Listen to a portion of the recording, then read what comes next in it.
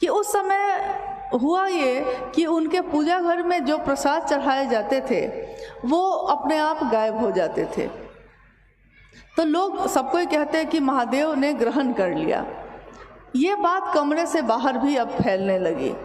एक दिन उनके कार्यालय में उनके पदाधिकारियों ने, जो उनके साथ काम करते थे ऑफिस में, उन लोगों ने उनसे कहा कि हरिंद्रानंद जी, हम लोगों ने सुना है कि आपके घर में प्रसाद चढ़ जाते हैं।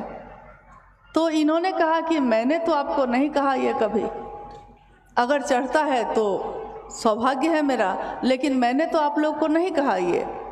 उन पदाधिकारियों ने कहा इनसे कि घर में जो प्रसाद चढ़ता है क्या पता प्रेत खाते होंगे, कोई भूत प्रेत आता होगा, वो खाता होगा। साहब इस पे भी कुछ नहीं बोले। फिर थोड़ी देर बाद दूसरे पदाधिकारी ने कहा कि अगर ये बात सत्य है कि महादेव आपके यहाँ प्रसाद ग्रहण करते हैं, तो हम लोग ये कहते हैं आपको कि यहाँ सिंहेश्वर मंदिर है, शिव का मंदिर मधेपुरा में। तो उस मंदिर में अगर आप प्रसाद खिला देंगे तो हम समझेंगे कि हाँ महादेव प्रसाद खाते हैं। साहब ने कहा कि क्या पता वहाँ भी भूत प्रेत खाएंगे। तब लोगों ने कहा कि नहीं नहीं, वहाँ कैसे खाएंगे, वो मंदिर तो श्रृंगी ऋषि के द्वारा स्थापित है, तो जो इतने बड़े ऋषि के द्वारा स्थापित मंदिर है उसमें तो प्रेत नहीं जाएंगे। कानों कान लोगों तक ये बात फैल गई और काफ़ी भीड़ वहाँ इकट्ठी हो गई। जब भीड़ वहाँ बहुत ज़्यादा बढ़ गई और पुजारी पुरोहित सब कोई जमा हो गए, प्रसाद की थाली जब वहाँ चढ़ाई गई और बाद में दरवाजे को बंद किया गया और फिर खोला गया, तो उसमें से काफ़ी मिठाइयाँ, लगभग 15 रसगुल्ले नहीं थे, बाकी जो बचे थे वो लगता था कि 2 भाग में उसको काट दिया गया है, एकदम बराबर बराबर बटे हुए। पूरा मंदिर का परिसर लोगों से भरा हुआ था। और ये प्रसाद चढ़ाते समय साहब कहते हैं कि जब मैंने वो प्रसाद चढ़ाया था मैं कुछ भी नहीं जानता था, मैं कोई कर्मकांड नहीं जानता था, मैंने किसी मंत्र का जप नहीं किया, मुझको आता ही नहीं था। मुझको आता क्या था, कुछ भी नहीं। साधना उपासना करके तो थका हुआ मन था मेरा, तो मैं और क्या करता। लेकिन उन्होंने कहा कि जब मैं चारों तरफ लोगों से घिरा हुआ था और सारे लोग मेरी तरफ देख रहे थे कि आज देखते हैं कि प्रसाद चढ़ता है कि नहीं, मेरा मन हताश होकर कातर भाव से उस शिव को कह बैठा कि बुढ़ऊ इज्जत रखिए। उन्होंने कहा कि मैंने प्रसाद का पात्र, प्रसाद की थाली महादेव के शिवलिंग के पास रखकर बस इतनी ही याचना की, दया मांगी अपने गुरु से कि महादेव इज्जत रख लीजिएगा। उन्होंने कहा कि मैंने अपने कातर मन से ये प्रार्थना की और मैं बाहर निकल के चुपचाप खड़ा हो गया। थोड़ी देर बाद, 2 ही मिनट बाद जब दरवाजे को खोला गया तो प्रसाद ग्रहण हो चुका था। पूरा परिसर हर हर महादेव के नारे से गूंज गया और लोगों ने देखा कि ये कौन है जो देखने में तो सामान्य लग रहा है, एकदम सामान्य वेशभूषा थी, पैंट शर्ट पहने हुए थे, वो मजिस्ट्रेट थे उस जिले के। और इस घटना का ये असर हुआ कि लोगों के मन में ये प्रभाव डाल गया कि शिव से सिर्फ हम पूजा ही नहीं करते हैं, कामनाओं की पूर्ति भी हमारी होती है। लेकिन साहब हरिंद्रानंद जी के मन में ये बात नहीं थी कि मेरे जीवन में जो चमत्कार घटे हैं मैं उनको लोगों को दिखाऊं। उनके मन ने ये समझा कि आज पूरी दुनिया के लोग, जिसमें सामान्य से अति सामान्य लोग रहते हैं, गरीब से गरीब लोग रहते हैं, उनका कौन है, कोई नहीं। उनका गुरु कौन होगा, अमीर का भी हो, गरीब का भी हो, हर जाति का हो, हर धर्म का हो, ऐसा गुरु कौन है जो सबका हो सकता है। तो जब भी हम अपने इतिहास पर नज़र डालते हैं तो किताबें कहती हैं, ऋषियों ने कहा है कि संभवे गुरुवे नमः, यानी गुरु हैं वो। तुम त्रिभुवन गुरु वेद बखाना, तुम त्रिभुवन के गुरु हो, तीनों लोकों के गुरु हो। ये मैं नहीं कहता, ये वेदों ने बखान किया है। तुम विद्या के तीर्थ हो। मतलब जितनी भी तरह की विद्याएं हैं, जितने भी तरह के ज्ञान हैं धरती पे, उन सब के तुम क्या हो? तो तीर्थ हो।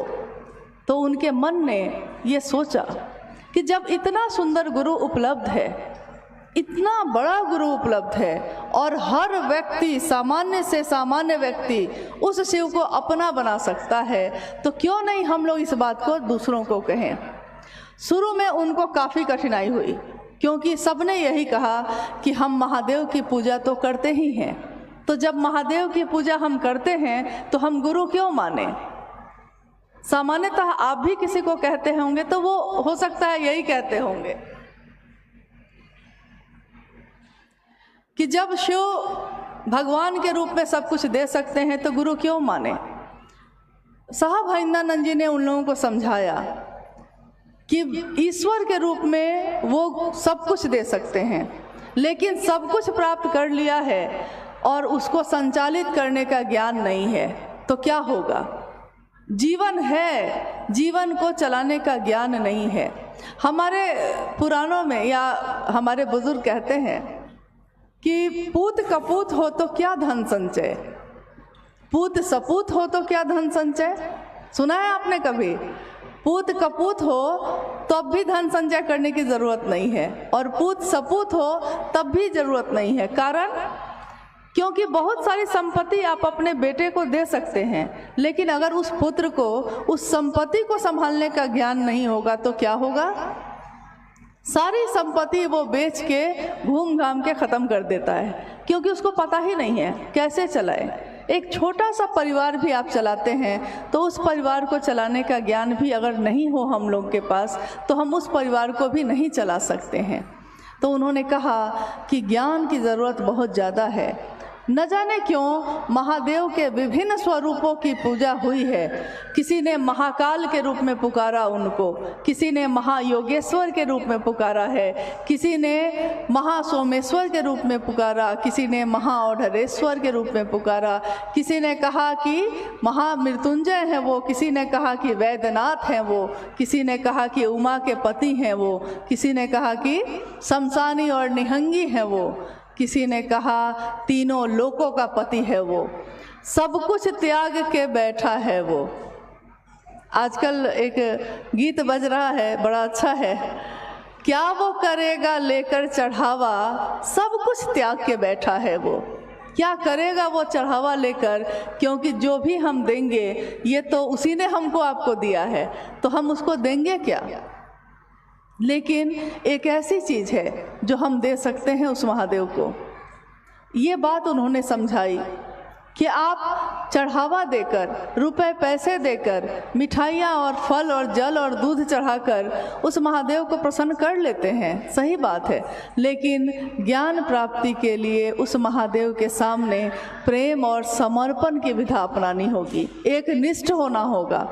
गुरु के प्रति अगर शिष्य अनुशासित नहीं हो, एक निष्ठ नहीं हो, तो फिर गुरु भी उस शिष्य के मन में कुछ नहीं उतार सकते। बहुत जगह ऐसा देखा गया कि किसी के पिता हैं और वो गुरु भी हैं, शिक्षक भी हैं, लेकिन बच्चा पढ़ना नहीं चाहा। अब अपने पिता से वो पैसा ले रहा है, सुविधा ले रहा है, लेकिन पिता से ज्ञान लेने में उसकी रुचि नहीं है, तो पिता जबरदस्ती उसको ज्ञान दे सकेंगे? सामान दे सकते हैं, सुविधाएं दे सकते हैं, लेकिन ज्ञान के लिए गुरुमुख होना पड़ता है, यानी गुरु के तरफ उन्मुख होना पड़ता है, गुरु के तरफ अपने मन को करना पड़ता है। तीन सूत्र आप सुन रहे हैं। मुझको नहीं पता कि आपने तीन सूत्र के बारे में क्या जाना है, लेकिन जितना भी हम लोग के पास समय अभी है उसमें उसको स्पष्ट करना चाहती हूँ कि शिव को गुरु जब हम मानते हैं, मेरा मन, शिव को गुरु मानने में दीक्षा की कोई परंपरा नहीं है। ऐसा नहीं है कि कोई मंत्र दिया जाता है या फिर कोई साधना उपासना बताई जाती है, ऐसा कुछ भी नहीं है। मात्र एक विचार, मात्र एक सोच कि शिव मेरे गुरु हैं, मैं शिव का शिष्य हूँ, मुझ शिष्य पर दया कर दीजिए। मात्र आपका ये विचार शिव शिष्यता की शुरुआत करता है, यानी दीक्षा इसी से शुरू हो जाती है। अब है कि गुरु और शिष्य परंपरा में हम कहते हैं कि जब गुरु ने कुछ दिया है तो हमको भी उसको कुछ देना चाहिए, यानी गुरु दक्षिणा। तो साहब हरिंदरानंद जी ने कहा कि वही सब कुछ त्याग के बैठा है, क्या लीजिएगा, क्या दे सकते हैं आप उसको। तो उन्होंने कहा कि आपका मन का भाव, क्योंकि गुरु भाव सत्ता है। तो भाव सत्ता, सामान की भूख नहीं है वहाँ, सामान का आग्रह नहीं है, चीज़ों की ज़रूरत नहीं है वहाँ, आपके मन का भाव वो ग्रहण करते हैं।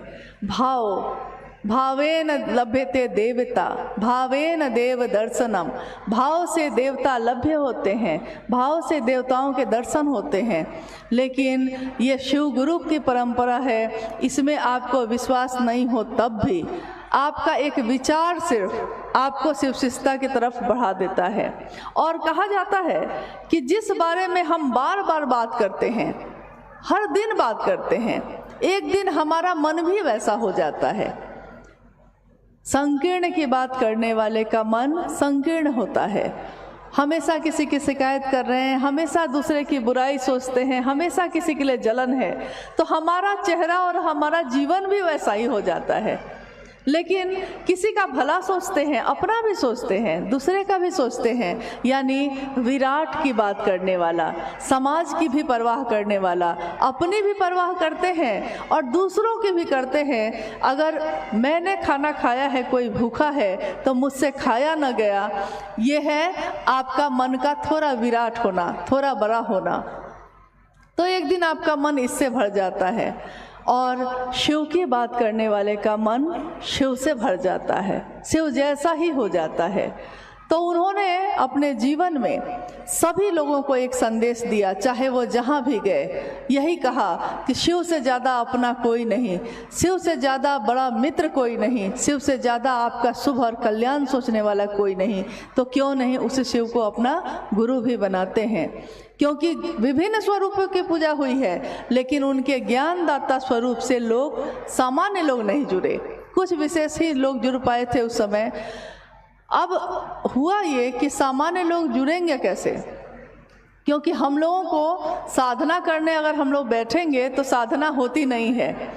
हम आंख बंद करके अगर बत्ती जला के भी बैठते हैं किसी देवी देवता के सामने, तो आंख बंद जरूर रहती है, लेकिन मन भटक जाता है, मन कहीं खो जाता है। मतलब मैं इस जगत के चीज़ों में ऐसा खो गया हूँ कि मैं शिव की तरफ चल ही नहीं पाऊँ। तो क्या करना पड़ता है? उन्होंने कहा कि आपका मन ही साधन है, आपका मन ही किसी को भी अपना समझता है। मन एक ऐसी मशीन है जो लगातार विचारों को पैदा करती है, और उसी मन में अगर ये विचार आप डाल दीजिए कि जैसे और रिश्ते हैं मेरे, वैसे ही शिव भी मेरा है, ये विचार अगर लगातार चलता रहा, बार बार चलता रहा, तो क्या होगा? एक दिन आपका मन इसी भाव से भर जाता है। तब आप आते हैं भाव की स्थिति में। भाव भी अगर बार बार भाव बना रह गया और बार बार ये गहरा होता गया, तो एक दिन प्रेम बन जाता है। और प्रेम का चरमोत्कर्ष, प्रेम की भी गहराई क्या है? भक्ति है। तो भक्त बनना बहुत कठिन है, लेकिन शिष्य बनना थोड़ा आसान है। एक गुरु ने अपने शिष्य को, जब वो एक आश्रम में रहता था और उस गुरु से शिक्षा ग्रहण करने के बाद वो अपने घर की तरफ जाने लगा। जब घर जाने लगा तो उसने अपने गुरु से कहा कि गुरु, मैं चाहता हूँ कि कोई ऐसी चीज़ मुझको आप दे दीजिए ताकि मैं दूसरे को भी देख सकूँ कि उसका मन कैसा है, मतलब उस चीज़ से मैं उसका आकलन कर लूँ, उसको देख लूँ कि वो कैसा है। आपने मुझको इतना ज्ञान दिया, तो कुछ ऐसी कृपा करिए कि ऐसा भी कुछ दे दीजिए। उस गुरु ने अपने शिष्य को एक शीशा दिया, एक आईना दिया और कहा कि यही आईना लेकर तुम चले जाओ, तुम इसमें जो देखना चाहोगे वो तुमको दिख जाएगी। अब वो शिष्य उठा, जाने के लिए उठा, तो उसने धीरे से उस आईने को, उस शीशे को अपने गुरु की तरफ घुमाया। उस शीशे में उसने देखा कि गुरु के मन में भी कुछ संकीर्णता है, गुरु के मन में भी कुछ गंदगी है। अब शिष्य को बड़ा धक्का लगा उसको। उसने सोचा था कि गुरु के मन में तो कुछ नहीं हो सकता। फिर वो वहाँ से अपने घर की तरफ चला। रास्ते में जितने लोग मिलते थे सबकी तरफ उस आईने को घुमाता था और देखता था कि सबके मन में ईर्ष्या है, जलन है, क्रोध है, पाप ही पाप है। फिर वो घर चला गया। कुछ दिन रहकर वो फिर वापस लौटा। जब वो वापस लौटा तो गुरु ने कहा कि कैसा रहा, घर की यात्रा कैसी रही? उसने कहा कि यात्रा तो अच्छी रही, परिवार में भी सब कोई ठीक है गुरुजी, लेकिन मैं एक बात पूछना चाहता हूँ आपसे। गुरु ने कहा कि पूछो। शिष्य ने कहा कि आपने जो शीशा दिया था मुझको, मैंने पहले आपकी तरफ घुमाया, फिर मैंने रास्ते में सबकी तरफ घुमाया। हर आदमी के मन में पाप ही पाप है, ईर्ष्या ही ईर्ष्या है।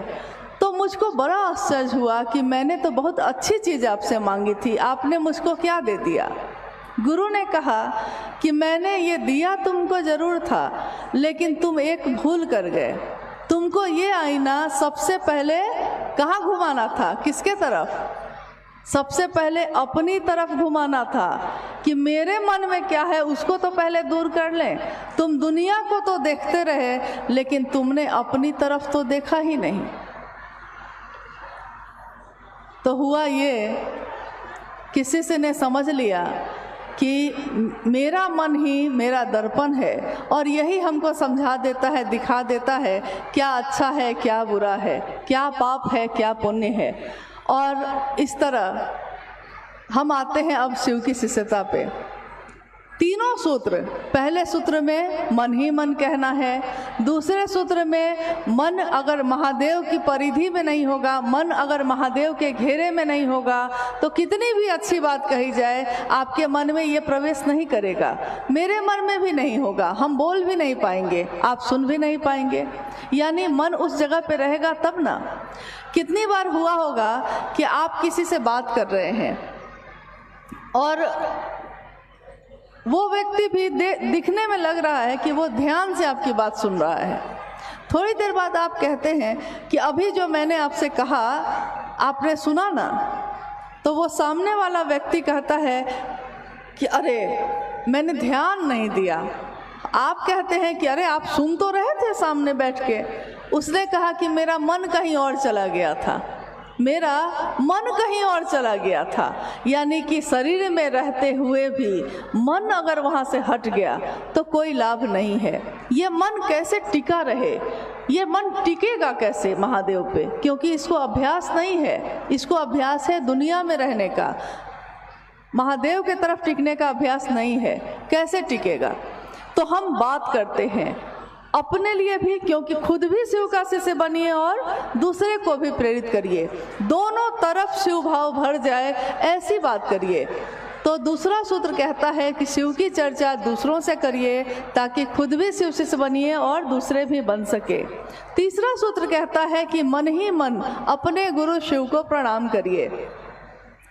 इसके उदाहरण में जिस दिन साहब ने ये बात समझाई थी, उन्होंने उदाहरण दिया था कि मन ही आपका प्रणाम करता है किसी को।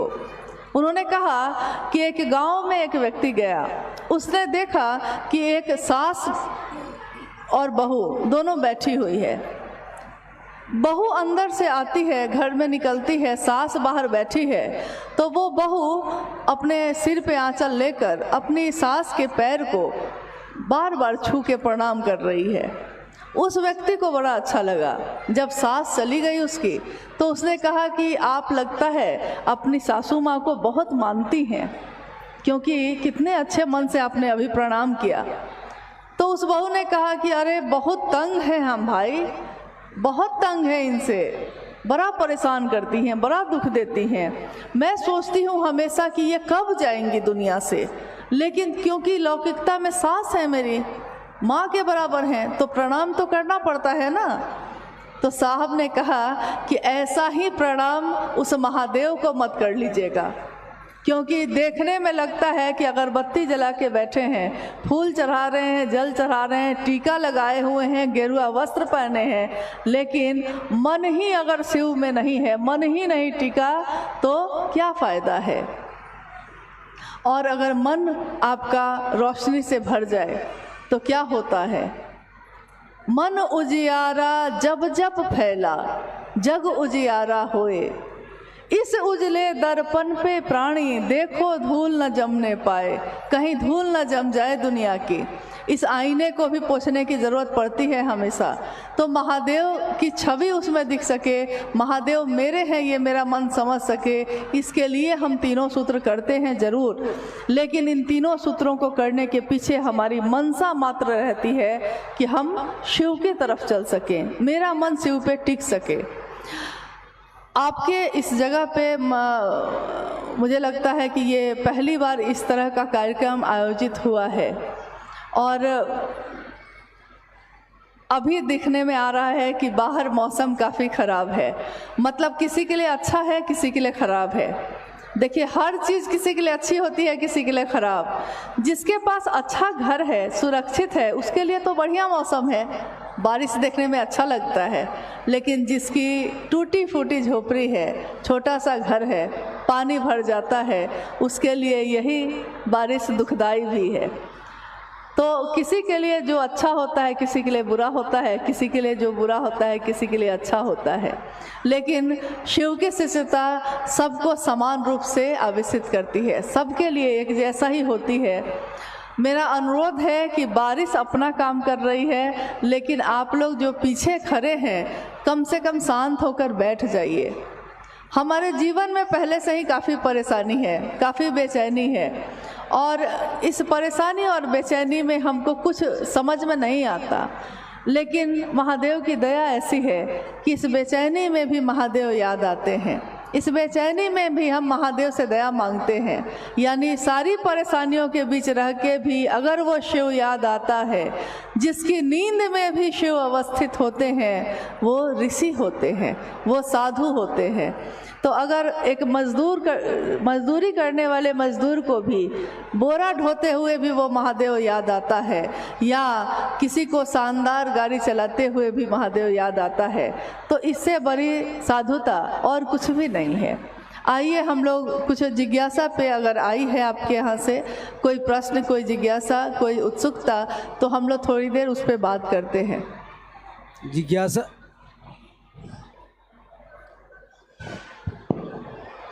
जिज्ञासा है कि शिव रूपी ज्ञान से संजात एक सामान्य भावाचरण भी जगत के लिए अनुकरणीय प्रतीत होता है, कृपया समझाया जाए। शिव रूपी ज्ञान से संजात। हाँ, ये पंक्ति जो है ये साहब हरिंद्रानंद जी के द्वारा एक पुस्तक है, छोटी सी, शिष्यानुभूति। शिष्यानुभूति का अर्थ होता है शिष्य की अनुभूति, यानी एक शिष्य के तौर पे उन्होंने जो समझा जाना है उस अनुभूति को उन्होंने उस किताब में लिखा है, शिव के बारे में लिखा है। उसी की ये पंक्ति है, शिव भाव से संजात, यानी शिव भाव से भरा हुआ, ओतप्रोत एक सामान्य भावाचरण, मतलब एक सामान्य तरीके का आपका आचरण, आपका चरित्र, आपकी बोली, आपका मन दुनिया के लिए अनुकरणीय होता है, क्योंकि दुनिया को ये अभ्यास नहीं है। तो आपका सामान्य भी अगर आप में झलक है महादेव की, तो वो दुनिया के लोग उसका अनुकरण करते हैं। जैसे एक इंसान का स्वभाव क्या होना चाहिए, एक इंसान का, एक मानव का मूल मानवीय गुण क्या है, उसमें करुणा होनी चाहिए, ममता, स्नेह, सहानुभूति। किसी के दुख को देखकर आपकी आंखों में आंसू आ जाते हैं, कोई खुश है तो आप भी हंस पड़ते हैं, कोई आनंद में है तो आपका मन भी आनंद में डूब जाता है। हम लोग कभी कभी कहते नहीं हैं कि शादी किसी की हो रही है लेकिन बेगानी शादी में भी अब्दुल्ला दीवाना, नहीं कहते हैं। शादी किसी की हो लेकिन बाजा बजा है तो सब उसमें नाचने लगते हैं, यानी खुशी। ये मानवीय गुण है, ये एक इंसान का गुण है।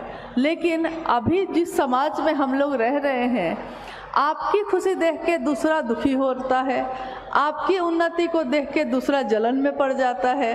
तो हमको समझ में नहीं आता हम लोगों को कि एक इंसान का गुण भी हम में से कहाँ गायब हो गया, कहाँ चला गया है। तो जब हम शिव की बात करते हैं तो हम शिव की तरफ देखते हैं। वो शिव कैसा है? वो आनंद की मूर्ति है, वो विश्व मूर्ति होंगी। हमारे मन से जलन की भावना खत्म होगी, हम दूसरे को प्यार करना सीखेंगे, हम दूसरे के लिए अपने शरीर से भी कपड़े उतार के दे सकते हैं। और ऐसा हुआ है, ऐसा नहीं कि ऐसा नहीं हुआ है।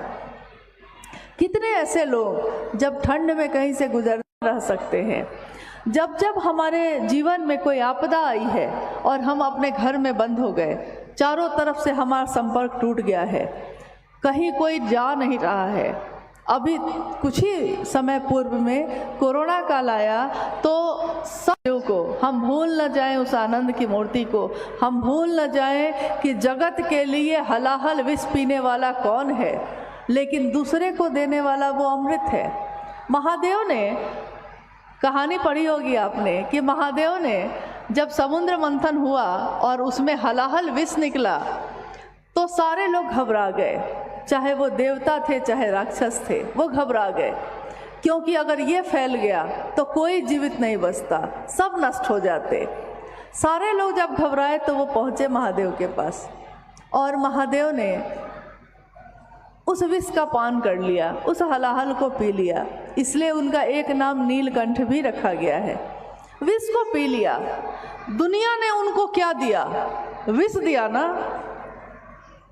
दुनिया ने क्या दिया उनको? हलाहल ही दिया ना। लेकिन दुनिया को उन्होंने क्या दिया? हलाहल दिया। महादेव ने दुनिया को जहर दिया है क्या? महादेव ने दुनिया को अमृत बांटा।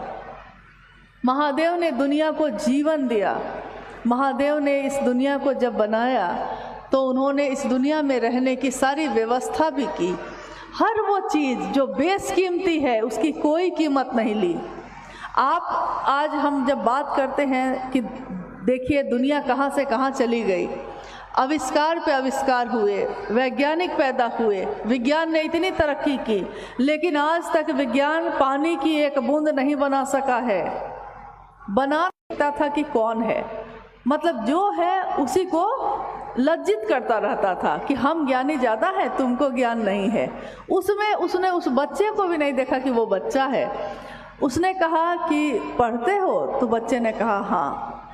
उस ज्ञानी ने कहा कि अच्छा ये बताओ, ये आग जो आती है ये कहाँ से आती है? अब बच्चा बेचारा चेहरा देखने लगा। उसने कहा कि मुझको नहीं पता।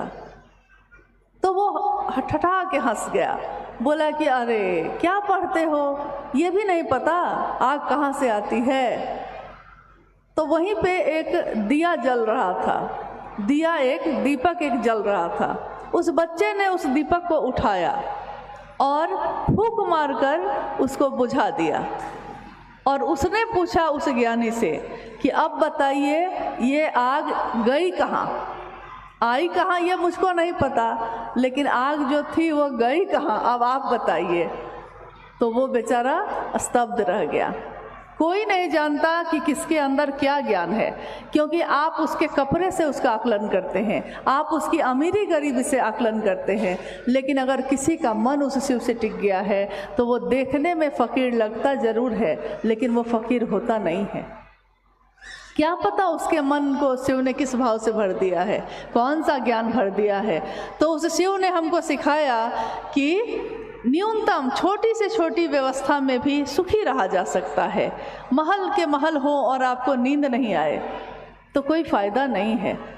लेकिन अगर शिव के प्रति आप एकनिष्ठ हैं, शिव के प्रति ईमानदार हैं, तो फिर सब मामला ठीक ही रहता है।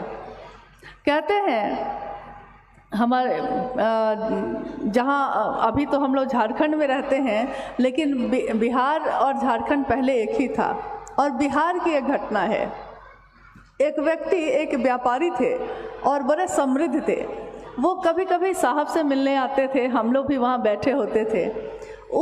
एक बार मतलब है, एक जगह है, वहाँ से वो आए जब, तो उन्होंने कहा कि साहब मैं आपसे एक बात जानना चाहता हूँ।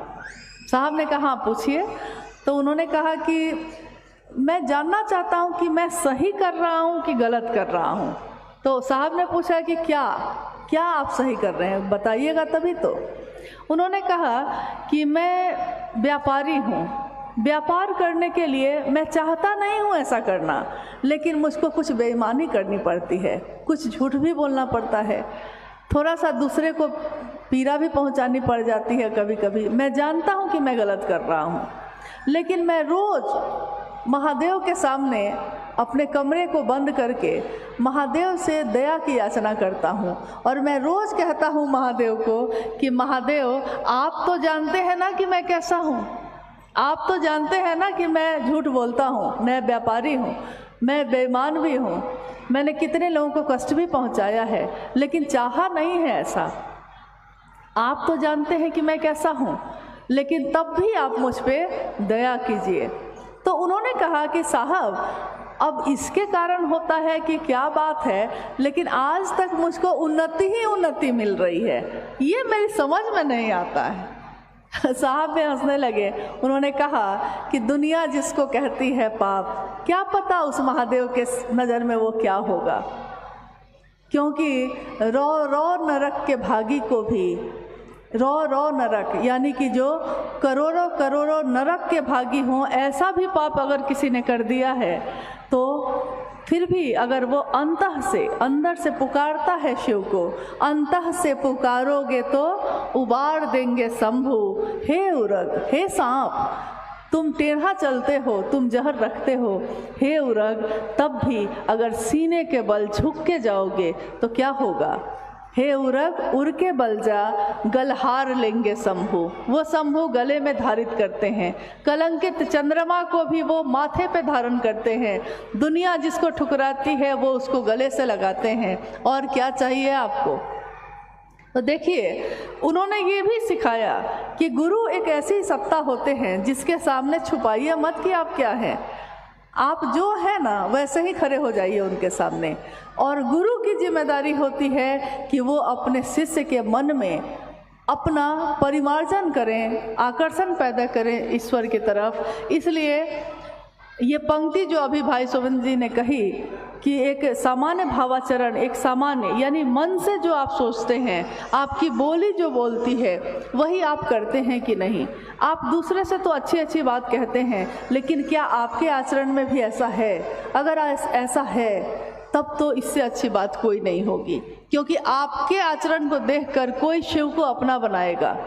वो कहेगा ना कि जो शिव को बात करने वाले लोग हैं वो ऐसे होते हैं, क्योंकि आपकी बात न तो आपका नाम हो रहा है, न तो आपकी बदनामी हो रही है। नाम भी होगा तो शिव का, बदनामी भी होगी तो शिव की। इसलिए अपने गुरु शिव के लिए अपने आचरण को हमेशा सही रखने की कोशिश कीजिए। महादेव की दया से ऐसा हो जाए तो पूरी दुनिया सुवासित हो जाए, सुगंधित हो जाए। शिष्या अनुभूति से एक और जिज्ञासा है। सांसारिक सुखों की परिधि में हम दीर्घकालिक योजनाओं की परिकल्पना और उसके कार्यान्वयन में जगत की अपनी अल्पकालिक यात्रा भूल जाते हैं। हाँ, ये साहब श्री की लिखी हुई लाइन है, पंक्ति है। उन्होंने कहा है कि हम आज जीवन में जो जीते हैं, संपत्ति पे संपत्ति इकट्ठी करते हैं, चीज़ें इकट्ठी करते हैं, सामान इकट्ठे करते हैं। हम सोचते हैं आगे 10 साल बाद हम क्या करेंगे, इसकी भी योजना हम बनाते हैं। एक घर बना लिया है तो दूसरा घर भी कैसे बना ले, इसकी योजना भी बनाते हैं। यानी लौकिक जगत में आगे क्या क्या करेंगे इसकी लंबी लंबी योजना बनाते हैं। लेकिन इस योजना को बनाते बनाते हम अपनी जो अल्पकालिक यात्रा है, यानी छोटी सी जीवन की यात्रा जो है, उसको भूल जाते हैं। उन्होंने कहा कि एक इंसान का जीवन कितना होगा, 70 साल, 80 साल, 90 साल, बहुत से बहुत होगा तो 100 साल। इस 80-90 साल के जीवन के लिए आप इतनी योजना बना रहे हैं, लगता है जैसे यहाँ से कभी नहीं जाएंगे, लेकिन एक बूंद मौत की पड़ती है और यह जीवन कागज की पुरिया, बूंद परे गल जाना है। एक मौत का पल आता है और सारी चीज़ें छूट जाती हैं, कुछ भी आपके साथ नहीं जाता। तब फिर इतनी बेचैनी क्यों है आपके अंदर? क्यों नहीं शांति होती है? क्यों नहीं सुखी होते हैं, संतुष्ट होते हैं? क्योंकि लंबी लंबी योजनाएं बनाने में आप अपने जीवन की छोटी यात्रा जो इस धरती पे है, हम पैदा हुए हैं, एक दिन चले जाएंगे, लेकिन इस यात्रा के लिए हम कुछ नहीं सोचते। जीवात्मा जो हमारे आपके अंदर जो उस परमात्मा का अंश है, उसकी मौत इतनी जल्दी नहीं होती। शरीर की मौत होती है, फिर वो दूसरे योनि में जाता है, लेकिन अनंत योनियों में जाती हुई इस जीवात्मा की यात्रा हजारों वर्ष की होती है। उस जीवात्मा के लिए क्या सोचा है आपने? महादेव के पास से आए हैं, महादेव के पास जाना है, तो जाने के बाद क्या करना है? क्योंकि इस धरती पे 70-80 साल, 90 साल से ज़्यादा हम लोग नहीं रह सकते हैं, जाना ही पड़ेगा।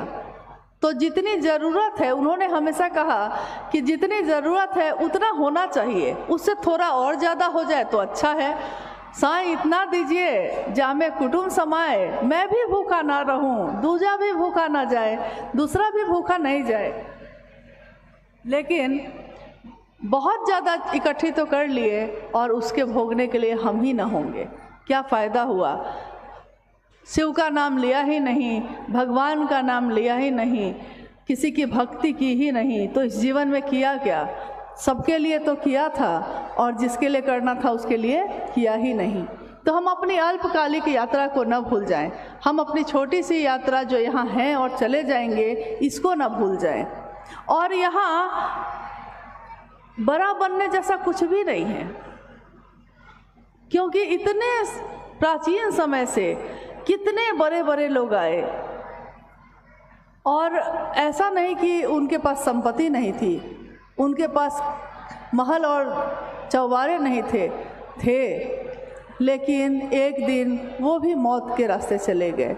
शरीर आता है तो वो जाता ही जाता है, लेकिन हम ईश्वर की बात नहीं करते, हम शिव की बात नहीं करते। इसका नतीजा ये हुआ है कि समाज की जो स्थिति है, समाज का जो रूप है जिसमें हम आप रहते हैं, हम शिकायत करते हैं कि दूसरे कैसे हो गए, दूसरे ऐसे हो गए, लेकिन हम ये नहीं सोचते कि हमने इसके लिए क्या किया, हमारा थोड़ा सा भी प्रयास हुआ है क्या इसको ठीक करने का? थोड़ा सा भी नहीं हुआ। तो चीज़ों को इकट्ठे करते करते करते करते एक दिन हम ये भूल जाते हैं कि हमको चाहिए क्या, आखिर आपको चाहिए क्या। एक पंक्ति हमेशा वो कहते थे कि ये जो दिन है बहार के, बहारे दिन है चंद रोजा, ये चंद दिन की बहार है, बहारे दिन है चंद रोजा, न चल यहाँ सर उठा उठा के। ये आकर ये अहंकार कि मैं बड़ा हूँ, मैं ये हूँ, मैं वो हूँ, इतना अहंकार लेकर मत चलिए। आपके पास है तो आप धन्यवाद दीजिए उस महादेव का, उस ईश्वर का, जिसकी दया से इतना कुछ आपके पास है। आप खुद भी अच्छे से जी रहे हैं, आप दूसरों के लिए भी कुछ करके चले जाइए ताकि वो आपको याद रखे। लेकिन ये बहार के दिन चंद रोज के हैं, न चल यहाँ सर उठा उठा के। कज़ा ने यानी इस कायनात ने, इस मौसम ने, इस दुनिया ने, कज़ा ने ऐसी हजार सूरत बिगाड़ डाली बना बना के। कज़ा ने ऐसी हजार सूरत, हजारों सूरत ऐसी आई दुनिया में। जब वो आई, जब वो थे तो दुनिया में उनका बोलबाला था, लोग उनके सामने सर नहीं उठा सकते थे। वो जब चलते थे तो सोने और चांदी के पालकी पे चलते थे, धरती पे पैर नहीं रखते थे।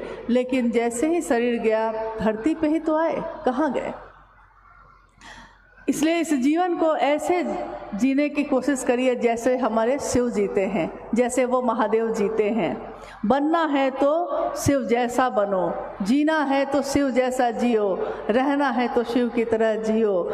है भी तो भी खुश है, नहीं है तब भी खुश है, किसी ने मांग लिया है, उठा के दे दिया है, किसी ने वरदान लेकर उन्हीं के प्रति अपराध कर दिया है तब भी क्षमा कर दिया है। क्षमा की मूर्ति, हाँ, जीवन को जीने के साथ साथ, औढ़रदानी होने के साथ साथ, ऐसा नहीं वो त्रिशूल भी रखते हैं, मतलब अपराध ना करे लोग, इसका थोड़ा भय भी होना चाहिए। त्रिशूल भी रखते हैं, लेकिन उसको भी चलाते हैं तो अपने भक्तों की, अपने शिष्यों की रक्षा के लिए चलाते हैं। तो हमको सीखना है तो एक सामान्य भावाचरण, एक आचरण, जीवन को जीने की कला उस शिव से सीखने की कोशिश करनी चाहिए जो सबको देने वाला है। और कुछ? मनुष्य के सहज प्रेम से परमात्मा लभ्य है, कृपया समझाया जाए। मनुष्य के सहज प्रेम से परमात्मा लभ्य है। मनुष्य का सहज प्रेम यानी कि इंसान का जो सहज सामान्य प्रेम होता है, सहज शब्द बना है सहजोर ज से, यानी जो जन्म से ही आपका स्वभाव है, जन्म से ही आपका स्वभाव है माँ को प्यार करना, जन्म से आपका स्वभाव है, आप पिता की आवाज़ को पहचान जाते हैं, जन्म से ही आपका स्वभाव है सबको अपना, जिसको भी आप अपना समझते हैं अपना समझने लगते हैं। लेकिन उसी सहज प्रेम से हमारे इतिहास में जब से हम देखते हैं कर्मकांड बहुत बढ़ गए, मतलब पूजा की पद्धति या उसका आचरण या उसकी अवधारणा या उसका उपासना साधना, मंत्रों का जप, ये सब इतने ज़्यादा बढ़ गए कि कर्मकांड बहुत हो गए। कर्मकांड मतलब कि काम करने को बहुत कुछ दे दिया गया कि आपको ये सब करना है, लेकिन अगर उन सारे चीज़ों में हमारा मन ही शामिल नहीं होगा तो फिर कर्मकांड करने से कोई फ़ायदा नहीं है।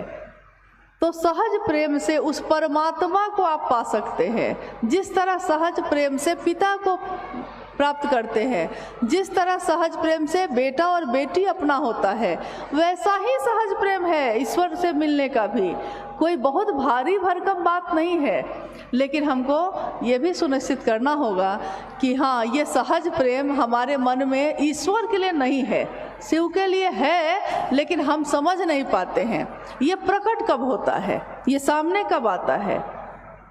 जैसे एक बच्चा जब पैदा होता है तो वो छोटा है, उसके मन में कुछ ऐसे भाव हैं जो सोए हुए हैं, अभी सोए हुए हैं।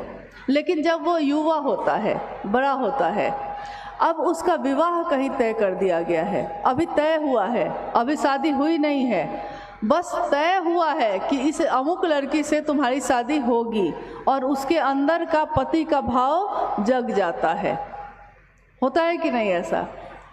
पति का भाव अचानक तो नहीं आया था, वो जन्मजात था उसके साथ, लेकिन जब सामने में पत्नी का भाव आया तो उसके अंदर का पति का भाव जग गया।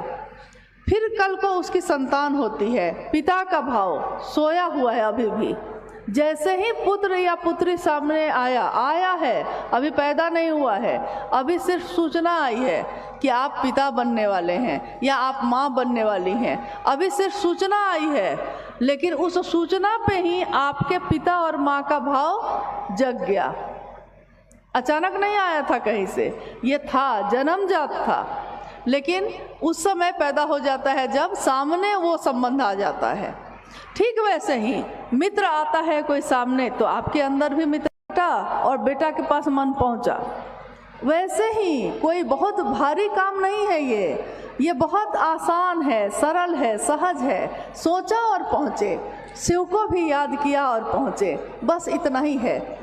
जिस दिन हम ये करना सीख लेंगे, हमारा मन शिव के पास पहुंचना भी सीख जाएगा, सहज प्रेम से, सहज स्वभाव से। महादेव मेरे हो सकते हैं, अपने हो सकते हैं। ऐसे सहज प्रेम के उदाहरण हैं धरती पे। आपने सुना होगा माँ तारा के बारे में। उनके भक्त थे वामाखेपा। वो कहते थे कि माँ मुझे बुलाती है, वो माँ देखो, माँ खा रही है, माँ मुझे बुलाती है। सहज प्रेम था उनका। वो एक पुत्र की तरह माँ को पुकार रहे थे। तो वो सहज प्रेम से ही उनको सामने देख रहे थे। वो थी रामकृष्ण परमहंस, माँ काली के उपासक। सहज प्रेम से माँ खाती है, माँ बुलाती है, वो बोलते थे। ये क्या है? साहब हरिंदरानंद जी के जीवन में देखिए तो ये आकाशवाणी क्या है? ये जो आकाशवाणी हुई, जिसके बारे में आपने सुना कि किसी ने कहा कि आवाज़ आ रही है, आई उनको कि तुम क्या करते हो? साहब ने कहा कि मैं शिव शिष्य बनाता हूँ। फिर आकाशवाणी हुई, दूसरों को करने के लिए क्या कहते हो? तो ये चुप हो गए, क्योंकि दूसरों को करने के लिए तो वो ये नहीं कहते थे। फिर आवाज़ आई कि तुम जो करते हो वो दूसरे को करने को कहो। और तब उन्होंने समझा कि मैं क्या करता हूँ। तब उन्होंने अपनी तरफ देखा कि मैं क्या करता हूँ।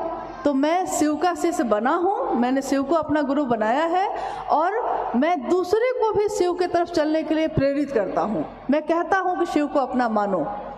तो यही आवाज़ आई कि यही बात दूसरे को भी करने को कहो। तो उन्होंने दूसरों से करना शुरू किया। ये महादेव जो प्रसाद ग्रहण कर रहे थे, ये कैसे कर रहे थे? कितना सहज था ये प्रेम।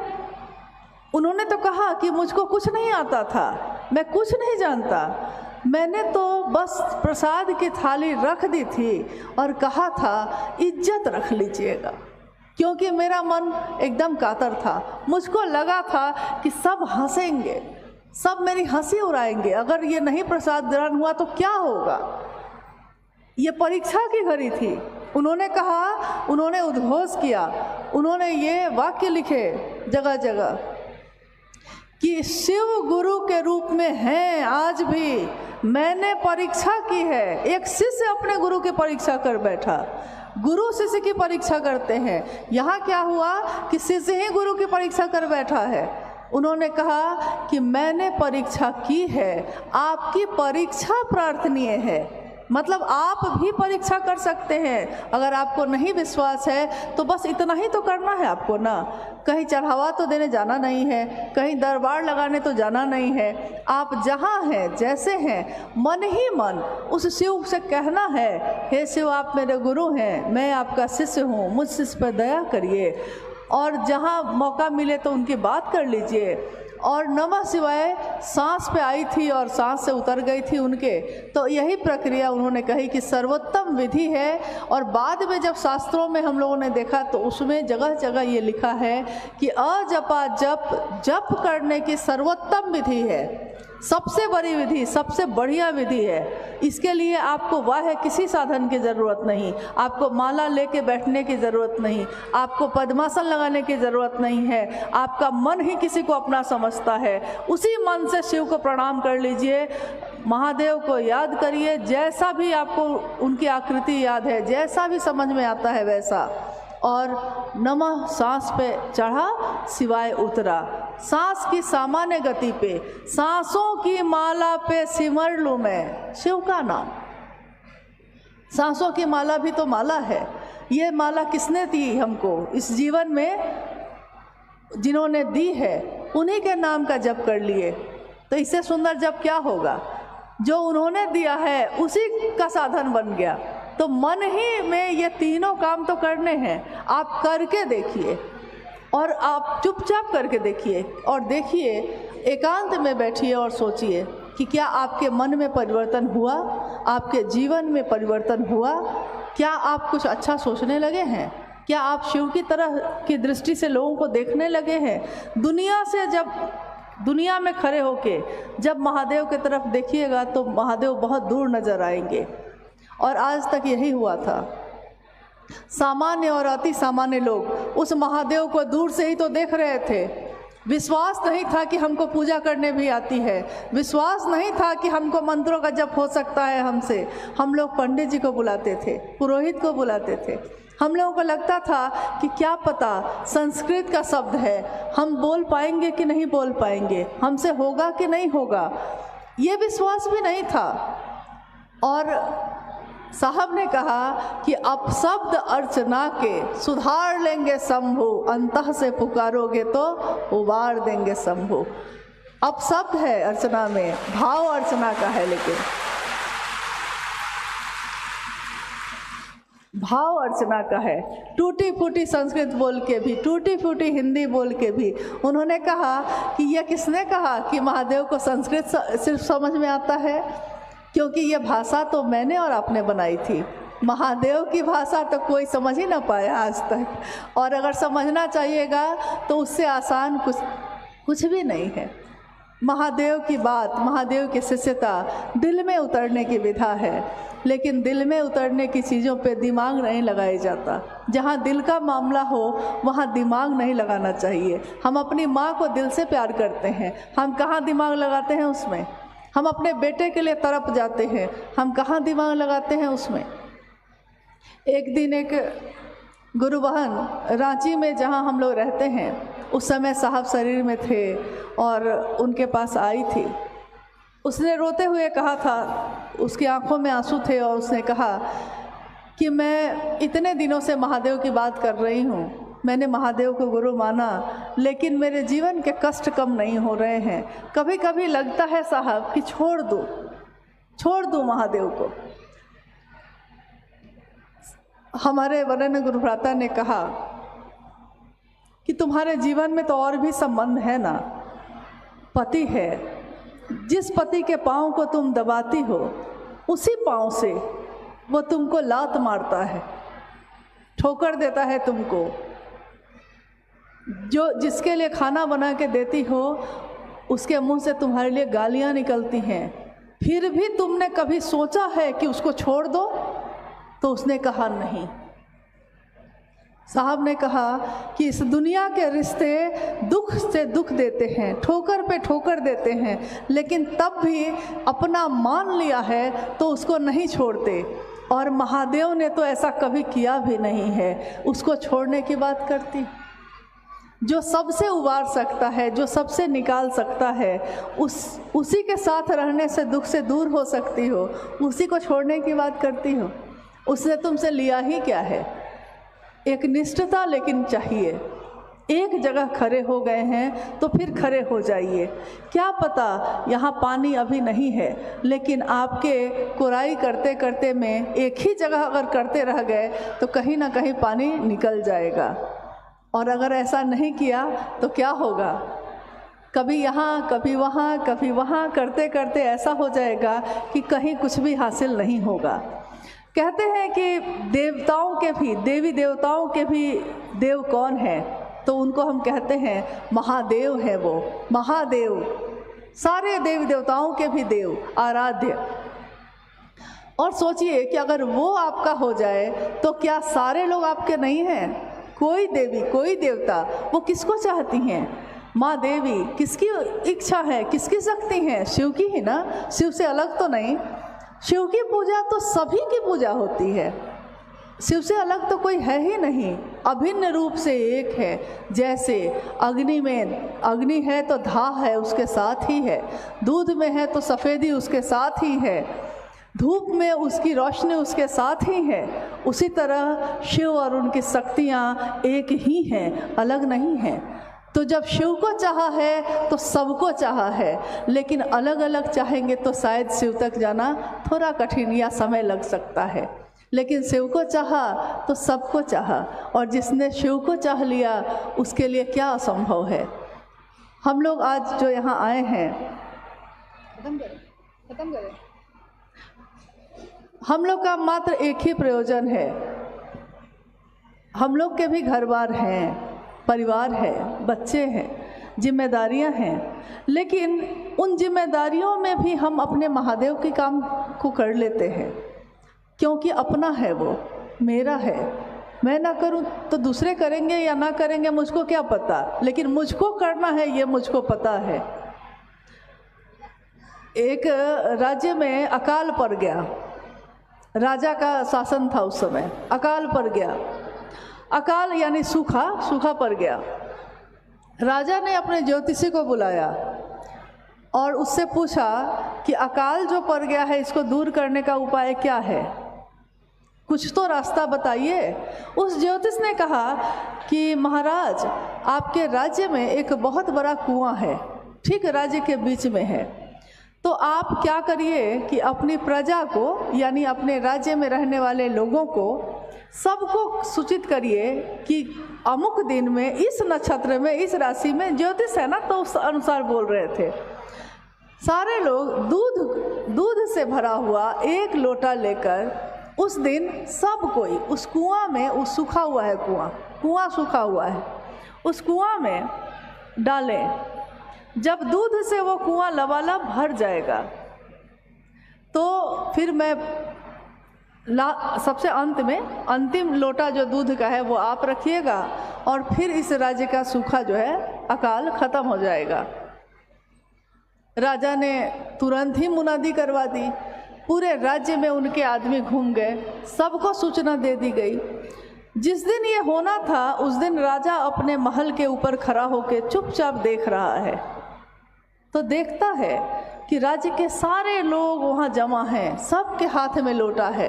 तो राजा खुश हो गया, उसको लगा कि अरे सबने मेरी बात मान ली और ये जो है आज ये काम हो जाएगा, फिर सब कुछ ठीक हो जाएगा। सबसे अंतिम लोटा लेके जाना था राजा को खुद। जब राजा अपने हाथ में, सारे लोग जब डाल चुके तो राजा अपने हाथ में लेकर, जब दूध का लोटा हाथ में लेकर जब वहाँ पहुँचे तो जैसे ही उन्होंने लोटे का दूध कुएं में डालना चाहा, उन्होंने कुएं को देखा। कुआं भरा हुआ था लेकिन पानी से भरा था, दूध से नहीं। तो राजा को बड़ा आश्चर्य हो गया कि ये क्या हुआ, ये कैसे हुआ, सारे लोग तो आए थे। तो फिर से सारे लोगों को उन्होंने बुलवाया और पूछा कि ऐसा क्यों हुआ। लोगों ने कहा, सबने यही कहा कि मैंने सोचा कि सब तो दूध डाल ही रहे हैं, एक मैं पानी ही डाल दूंगा तो क्या होगा। नहीं सब, लेकिन दिक्कत ये हो गई कि सबने यही सोच लिया, कि सबने यही सोचा कि सब तो यही डाल रहे हैं, मैं डाल दूंगा तो क्या होगा। हम सब के जीवन में भी ऐसा ही है। हम लोग सब सोचते हैं कि अरे वो आए थे, उन्होंने तो महादेव की बात की ही ना, ये गुरु भाई हैं, ये गुरु बहन है, ये तो आते ही हैं चर्चा में ना। एक मैं नहीं ही जाऊंगा तो क्या होगा, एक मैं नहीं ही करूंगा तो क्या होगा। दिक्कत ये है कि ज़्यादातर लोग यही सोचते हैं, लेकिन अपने और संबंधों के बारे में ऐसा नहीं सोचते। मेरा बेटा है, मेरी बेटी है, क्या मैं उसके लिए रातों को नहीं जगी हूँ कभी। कितनी रातें मैंने जग के बिताई हैं जब वो बीमार हुए, कितनी यात्राएं मैंने की हैं। क्या मेरे पति नहीं, क्या मेरा परिवार नहीं, लेकिन कितने कष्ट, कितनी बातें हुई होंगी। परिवार है तो, या और चीज़ें हैं तो, सुख भी है दुख भी है, सुख दुख की दोनों गलियां हैं और इसी तरह से ये जीवन चलता है। लेकिन उन सब में एक रिश्ता मेरा अपने गुरु के लिए भी तो है। मेरे गुरु के लिए मैंने क्या किया, मैंने जीवन में सबके लिए किया, लेकिन अपने साहब को जब देखती हूँ, हम कहते हैं शिवशिष्टता के आदर्श है वो साहब और दीदी। साहब और दीदी के जीवन को जब देखती हूँ और जितना उनका सानिध्य मिला, उसने मुझको ये समझा दिया कि दुनिया के सारे रिश्ते कभी न कभी आपका साथ छोड़ेंगे, कभी न कभी। हमेशा कोई रिश्ता आपसे खुश नहीं हो सकता, हमसे भी नहीं हो सकता और दूसरे भी नहीं हो सकते। कोई रिश्ता जीवन में ऐसा नहीं है। 10 दिन आप किसी के लिए करिए तो वो बहुत खुश होगा, और एक दिन मत करिए, नाराज़ हो जाएगा। समझ में ही नहीं आता है कि कैसे खुश किया जाए। लेकिन महादेव तो ऐसा नहीं करते, महादेव ने ऐसा नहीं किया। उनकी तो बात जितनी भी की जाए कम ही पड़ जाती है। समंदर का पानी हो और बहुत बड़ा पहाड़ हो, लेखनी करने खुद माँ सरस्वती बैठें, तब भी उस शिव की महिमा नहीं लिखी जा सकती। वो शिव करुणा की मूर्ति हैं, वो गुरु के रूप में दया करते हैं। और कोई भी गुरु, कोई भी शरीरधारी भी गुरु, सदगुरु भी किसी को कहाँ ले जाते हैं, ईश्वर की तरफ ले जाते हैं। कोई भी ऐसा नहीं है। लेकिन